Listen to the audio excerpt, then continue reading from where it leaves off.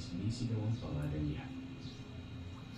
Nang makaramdam ako ng pagod ay tuloy ko lang napagtantura. Nakayapak pala ako. Umuwi ako agad sa bahay niya. At nakituwa ako nang makita ko si Nathan. Nakatayo sa sala. Hinihintay ako. Wala na rin.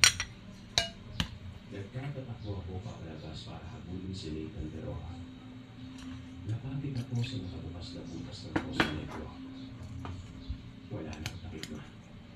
Nakatiwangwang na ang malaking butas nito. Kinilabutan ako na matindi ng bumabong ko at sumilip sa matiling na butas ng Poso Negro. Sa ilalim ng puting ilaw ng poste ay nakita ko ang anak kong si Nathan. Nakalubog sa gitna ng sa dalawang na dulo. Hindi dumagala. Patay.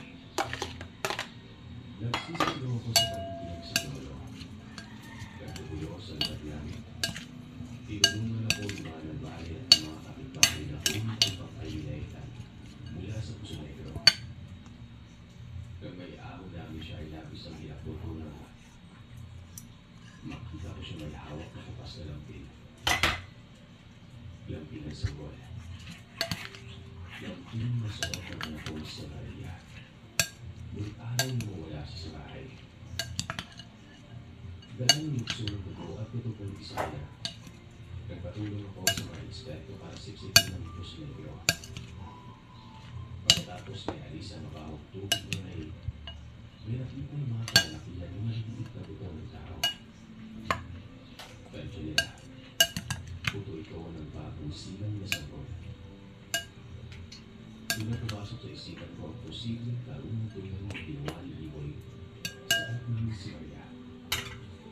Kung tama ang pinala ko, inulit niya ito sa Poso Negro na buhay.